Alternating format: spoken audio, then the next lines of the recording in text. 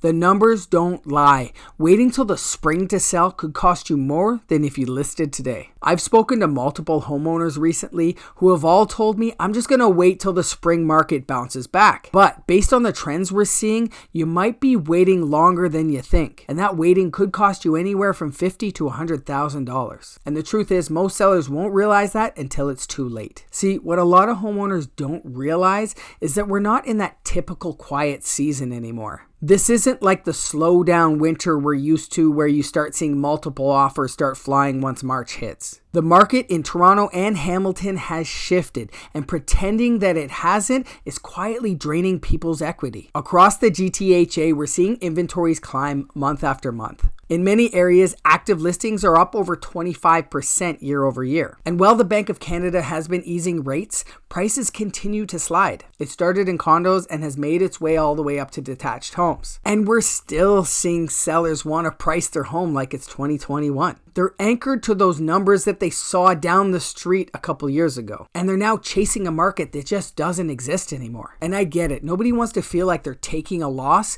but you can't lose something that you never actually had. I've tried to get this through to a number of people with limited success. Some people can come around and see the reality, and many people just can't grasp that fact that they had a number in their head that's not coming to reality. And the truth is, if you bought more than 5 years ago, you're probably not losing money. You're just not cashing out on that fantasy number that you had on paper. And if you did buy in or around the peak of the market and you have to sell, again, this goes for you as well. Selling sooner than later is probably in your best interest unless you can hold on. Because the idea of buying real estate in the short term should never really be on your radar. You should be buying real estate for at least 5, 10, 15 years. History tells us that you will come out ahead based on equity paydown and appreciation. But the appreciation part isn't something you should necessarily rely on unless you're an investor and you've done so strategically. And the part that really stings and that a lot of homeowners don't realize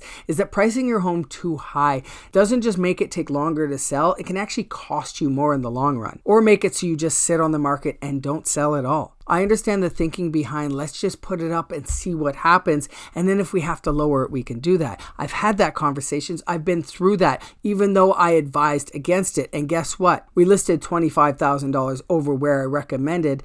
Then a week later, they were coming to me asking for a price drop to the price that I had originally recommended. And that week may not seem like a big deal, but that first 7 to 14 days on the market are crucial. Because once we were priced too high and then dropped down to the price where I thought it should be a week or two ago, we are now chasing the market down because that perceived value has probably dropped since then. That first week is when you get the most attention, the most serious buyers, and the most energy towards your property.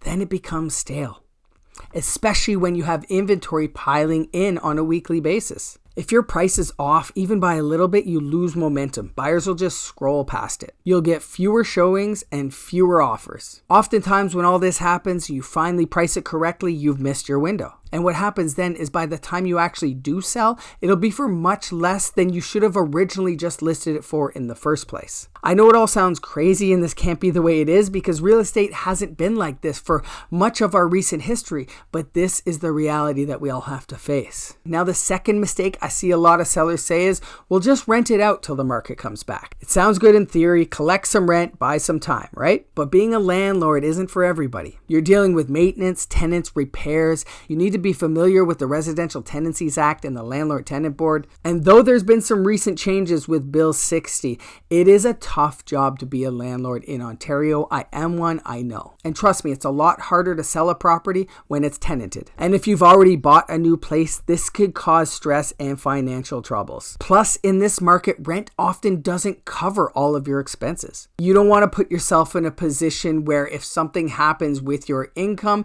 and you're not able to service that debt, you could be in real trouble. But let's zoom out for a second, shall we? Interest rates have been coming down, but borrowing still feels expensive, especially compared to the rates we were seeing during COVID. Inventory is climbing, immigration rates have been reduced, and buyer confidence is shaky. This isn't just a slow season, it's a full-on market correction. And based on how past cycles in Ontario have reacted, things won't necessarily recover overnight. It could honestly take a few years before we see meaningful growth again. So you gotta ask yourself, are you able and prepared to hold onto your property, financially and emotionally, for the next 3, 5, 10 years? If the answer is no, you probably want to get out sooner than later, like I said. The savviest sellers right now aren't the ones holding out for a comeback. They're the ones adapting to the market that we're actually in. They're pricing strategically, staging well if it calls for it, and they're the ones selling while others are sitting on the market. Because don't get it twisted, homes are selling. The ones that look good, move-in ready, priced correctly. And if you're planning to buy another home, remember that you're buying at a discount too, even though you may be taking a haircut on your property, especially if you're upgrading, you're buying that larger property at less of a price than you would have previously. And please don't buy that property first. I've had sellers who won't listen to me on that aspect. They go out, put in offers, conditional on the sale of property, mind you, but that can cause many delays, especially when you get the domino effect of that seller also having the condition of sale of property. If one of those doesn't work out, then everybody gets affected. If you've been wondering what your home is actually worth in this market, feel free to reach out. I can provide a home evaluation and you can make a decision based on that information. No pressure, no spam, just information so you can make an informed decision. Because the longer you hang on, the harder it might get. Thanks for watching. I'll see you on the next one.